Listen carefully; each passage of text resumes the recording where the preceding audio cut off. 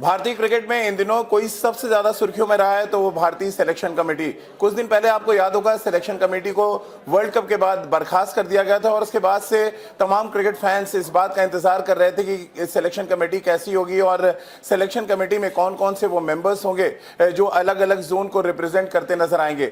अब कुछ ही दिन पहले सिलेक्शन कमेटी बनी है और सिलेक्शन कमेटी बनते ही जो सिलेक्टर्स अलग अलग जोन को रिप्रेजेंट कर रहे हैं वो काम पर लग गए हैं और ये बहुत ही इंपॉर्टेंट खबर है जो भारतीय क्रिकेट की दृष्टिकोण से आज मैं आपको बता रहा हूं, क्योंकि अक्सर सिलेक्शन कमेटी बनती है और सिलेक्शन कमेटी अपने अपने घरों में आराम कर रही होती है और आमतौर पर जो 12 या 14 या 15 या 20 खिलाड़ियों का एक पूल होता है उसी में से खिलाड़ी रोटेट होते रहते हैं और ज्यादातर डोमेस्टिक खिलाड़ियों पर सिलेक्टर्स की नजर नहीं जाती। लेकिन इस बार की सिलेक्शन कमेटी न सिर्फ आराम को छोड़ने के मूड में है बल्कि काम करने के मूड में है और इसी वजह से आप देखें 2 दिन हुआ है अभी नई सिलेक्शन कमेटी बने हुए हैं और इन 2 दिनों में भारतीय सिलेक्टर्स अलग अलग जोन में अपनी अपनी टीमों को देखने जा चुके हैं। और एक बड़ा इंपॉर्टेंट फैक्टर और बता दूं, इस बार की सिलेक्शन कमेटी ने यह तय किया है कि वो अपने जोन के खिलाड़ियों को न देखकर दूसरे के जोन में जाएंगे और वहां से खिलाड़ियों को सिलेक्ट करेंगे।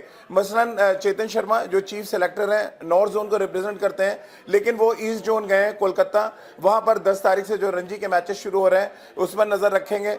ठीक उसी तरह से अगर हम बात सलील अंकोला की करें वो वेस्ट जोन को रिप्रेजेंट करते हैं लेकिन वो नॉर्थ जोन में आएंगे और चंडीगढ़ में जो रणजी का मैच शुरू हो रहा है 10 तारीख से वहां पर वो नजर रखेंगे युवा खिलाड़ियों के ऊपर। इसी तरह से दास जो हमारे एक और सिलेक्टर बने हैं सेंट्रल जोन से वो जाएंगे ईस्ट जोन जहां पे मुंबई खेल रहा होगा आसाम से और उस मैच पे नजर रखेंगे। यानी कि आप अगर नॉर्थ जोन को रिप्रेजेंट कर रहे हैं तो आप नॉर्थ जोन के मैचेस नहीं देखेंगे, उसके अलावा आप दूसरे दूसरे डिफरेंट जोन में जाके जो डोमेस्टिक क्रिकेट के मैचेस हो रहे हैं उस पर नजर रखेंगे। अब आप सोच रहे होंगे कि इसमें खास क्या है। दरअसल अक्सर जब सिलेक्शन कमेटी की मीटिंग बैठती है तब जो सेलेक्टर्स होते हैं वो अपने जोन के खिलाड़ियों को रिकमेंडेशन करते हैं और अपने जोन के खिलाड़ियों को टीम में लेने की बहुत ज्यादा चर्चा करते हैं या जोर डालते हैं। लेकिन इस बार की सिलेक्शन कमेटी ऐसा नहीं चाह रही है। इस बार की सिलेक्शन कमेटी ये चाह रही है कि अगर आप नॉर्थ जोन को रिप्रेजेंट कर रहे हैं तो आप ईस्ट जोन के मैचेस देखें और ईस्ट जोन के खिलाड़ियों को पुश करें। ठीक उसी तरह से ईस्ट जोन का खिलाड़ी नॉर्थ जोन के मैचेस देखें और नॉर्थ जोन के खिलाड़ियों को पुश करें, यानी कि आप अपने जोन के खिलाड़ियों को पुश नहीं करेंगे। अब आपको बता दूं मैं जरा कि इस सिलेक्शन कमेटी में जो 10 तारीख के मैचेस होने वाले हैं वहां पे कौन से सिलेक्टर किस जोन में गया हुआ है। सबसे पहले बात कर लें, गुवाहाटी में मुंबई वर्सेस आसम मैच है। इस मैच में कई बड़े बड़े सुपरस्टार्स खेल रहे हैं जो 10 तारीख को गुवाहाटी में शुरू होगा। इस मैच को देखने के लिए शिव सुंदर दास को भेजा गया है जो सेंट्रल जोन को रिप्रेजेंट कर रहे हैं और इस मैच में अजित कराने जो मुंबई टीम के कैप्टन है वो खेल रहे हैं। यशस्वी जायसवाल एक और नाम, सरफराज खान जो बहुत ज्यादा चर्चा में है अपनी बल्लेबाजी को लेकर, जिस तरह से डोमेस्टिक क्रिकेट में लगातार रन बना रहे हैं, तो उनको देखने के लिए शिव सुंदर दास भेजे गए हैं सेंट्रल जोन से जो वहां पर जाकर ईस्ट जोन में मैचेस देखेंगे। और मैच कौन खेल रहा है वहां पे, आसाम और मुंबई की टीमें मैच खेल रही हैं।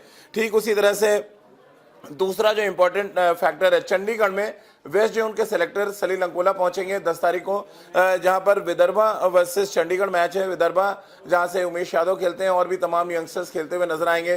फैज फजल जो हिंदुस्तान के लिए खेल चुके हैं ऑलरेडी, विदर्भा के कैप्टन, उन पे नजर होगी। इसके अलावा चंडीगढ़ की टीम में कई यंगस्टर्स खेल रहे हैं जो डोमेस्टिक क्रिकेट में अच्छा कर रहे हैं। यानी अच्छी बात यह है कि आपके डिफरेंट जोन का सिलेक्टर आएगा और आपके मैचेस देखेगा, आपका अप्रोच देखेगा और उसके बाद ये तय करेगा कि आप इंटरनेशनल क्रिकेट के लिए कितने तैयार हैं। कोलकाता में एक और important match Kerala versus services का मैच होगा, यानी कि ईस्ट जोन का ये मुकाबला है। यहाँ पर भी दूसरे जोन के सेलेक्टर्स पहुंचेंगे और वो यहाँ पर संजू सैमसन की फिटनेस को देखेंगे जो केरला टीम के कैप्टन है। वो दोबारा से इंटरनेशनल क्रिकेट के लिए फिट हुए या नहीं, डोमेस्टिक क्रिकेट उनको खेलना पड़ेगा और उनकी फिटनेस के बाद ये तय हो पाएगा कि संजू सैमसन कितने फिट हैं। फिर इंदौर में मैच है एमपी वर्सेस गुजरात का। ये मैच देखने एमपी वर्सेस गुजरात का जो मैच है यहाँ पर ईस्ट जोन के सेलेक्टर्स जा रहे हैं, यानी सुब्रत बनर्जी यहाँ पर पहुंचेंगे और वो काम पर लग जाएंगे। वो मैचेस देखेंगे कि यहाँ पर जो यंगस्टर्स हैं एमपी के और गुजरात के वो किस तरह का परफॉर्मेंस कर रहे हैं। फिर बेंगलुरु में शरद को नहीं भेजा गया है क्योंकि शरद की कुछ पर्सनल रीजंस से जो साउथ जोन को रिप्रेजेंट कर रहे हैं, लेकिन साउथ में उनको अभी रखा गया है, वो साउथ के मैचेस देख रहे होंगे।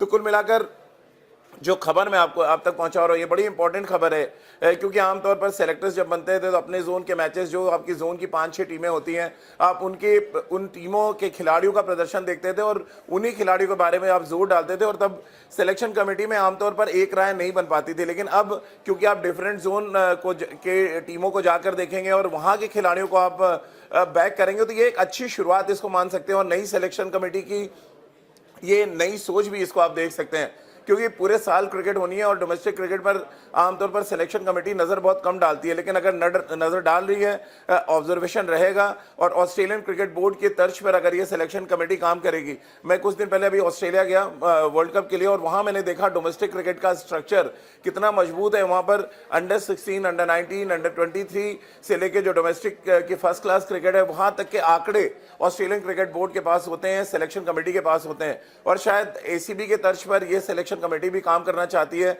और उसकी शुरुआत हो चुकी है। सिलेक्टर्स अलग अलग फ्लाइट पकड़ चुके हैं, अलग अलग जोन में जाके वो उन तमाम यंगस्टर्स को देखेंगे, उन खिलाड़ियों को भी देखेंगे जो भारतीय टीम के लिए खेल चुके हैं लेकिन वापसी के लिए जद्दोजहद कर रहे हैं। मसलन अजिंक्य रहाणे की हम बात कर लें, यशस्वी जायसवाल, एक और यंगस्टर सरफराज खान जो डोमेस्टिक क्रिकेट में बहुत रन बना रहे हैं, संजू सैमसन जिनकी फिटनेस अक्सर सवालों के घेरे में रहती है, उमेश यादव कितने तैयार हैं क्योंकि ऑस्ट्रेलिया के खिलाफ बड़ी इंपॉर्टेंट सीरीज होनी है।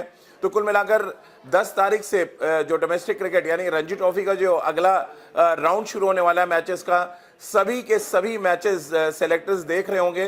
प्रायोरिटी पे वो मैचेस होंगे जहां पे वो खिलाड़ी खेल रहे होंगे जो उनकी लिस्ट में होंगे, यानी 25-30 खिलाड़ियों का जो पूल बना होगा, वहां पर ये सेलेक्टर्स जरूर जाना पसंद करेंगे। लेकिन फर्क इस बार इतना है, जैसा कि मैं बार बार कह रहा हूं, इस सिलेक्शन कमेटी की एक नई सोच है कि वो अपने जोन में मैच ना देखकर दूसरे के जोन में जाकर मैचेस देखेंगे और वहां से खिलाड़ी पिक करेंगे।